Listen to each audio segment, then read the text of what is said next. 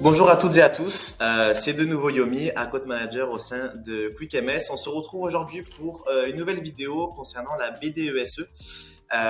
Tout simplement, alors je vais partager, donc mon écran est déjà partagé. On va aller sur notre bibliothèque de rapports. Pour ceux qui ont suivi les vidéos sur les tableaux de bord, vous avez vu qu'on a une bibliothèque de tableaux de bord sur le même principe sur les rapports. On a une bibliothèque de rapports prédéfinis. Vous allez retrouver dans cette bibliothèque une dizaine de rapports. Vous allez avoir des rapports RH obligatoires, comme l'index femmes-hommes, la BDESE et le bilan social, et d'autres rapports qui sont pas obligatoires, mais qu'on a mis à disposition de nos clients parce qu'on a jugé que c'était intéressant pour l'ensemble de nos clients. Donc là, vous retrouvez notre dizaine de rapports prédéfinis. Donc sur le même principe, je répète pour ceux qui nous ont rejoint sur cette vidéo-là de BDESE, quand vous injectez votre DSN, vous allez avoir en fait tous ces rapports qui vont être automatisés. Tout simplement. Vous injectez votre DSN, ça prend quelques minutes et derrière, en 2 clics, vous pouvez générer l'entièreté de nos rapports. Ici, donc ce qui va nous intéresser, donc vous l'avez vu, j'ai parcouru les différents rapports. Ce qui va nous intéresser, c'est la BDESE. On a 2 modèles de BDESE, moins de 300, plus de 300, tout simplement. Voilà, c'est 2 modèles différents. En fonction de votre taille, vous allez ouvrir le rapport qui vous correspond. J'avais déjà ouvert celui de moins de 300. Donc voilà, pour gagner les quelques secondes de chargement. Donc voilà comment se présente notre BDESE. Donc vous allez retrouver donc un rapport, à savoir que grâce au DSN, on arrive à automatiser plus de 70% de la BDESE. Donc vous injectez vos DSN, en quelques minutes, vous avez plus de 70% dans toute la partie sociale, toute la partie chronophage qui est automatisée de par nos indicateurs. Les 30% restants qui sont pas automatisés, ça va être notamment des données sur l'introduction, donc la présentation de l'entreprise, des données financières qui sont pas en DSN et la formation, entretien pro, toutes les données qui sont pas en DSN que vous allez pouvoir renseigner par de l'import de fichiers que je vous montrerai. Donc là, on se met sur notre BDESE. Donc là, on a un visuel niveau côté élu. Donc là, comme vous allez la voir, c'est comment vos élus vont apercevoir la BDESE. Vous allez retrouver un petit menu interactif en haut à gauche, vous voyez avec toutes les sections. Si on va aller regarder, hop, la répartition des effectifs par genre, on clique et on tombe directement sur l'indicateur. Je vais remonter.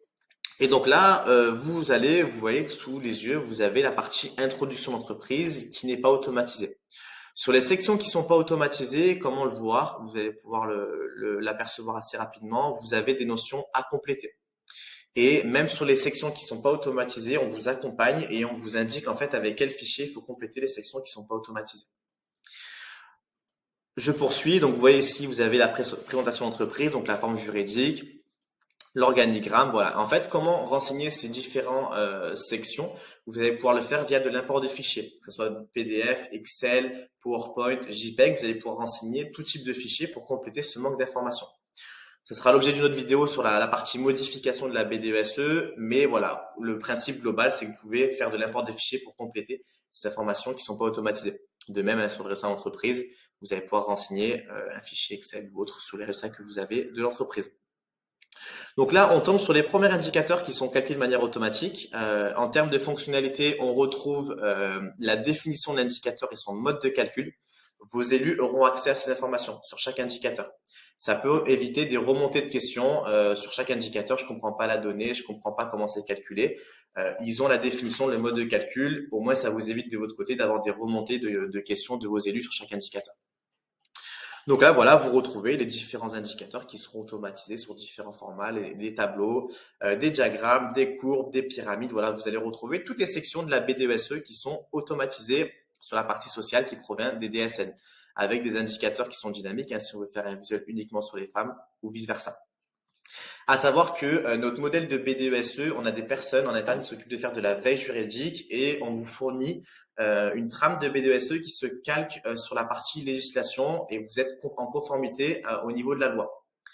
On est conscient que vous avez des accords en interne avec vos élus, c'est pourquoi notre modèle est modifiable, mais si vous n'avez pas d'accord spécifique, QuickMS, notre outil graphique, s'engage en fait de vous livrer une BDESE en conformité. Donc, c'est même au niveau de vos élus. Si vous avez des questions, oui, cet indicateur, pourquoi il y est, pourquoi il n'y est pas, vous pouvez répondre que vous avez un fournisseur externe qui s'occupe de faire tout simplement de la veille juridique sur la partie BDESE et qui la BDESE est tout à fait conforme en termes de législation.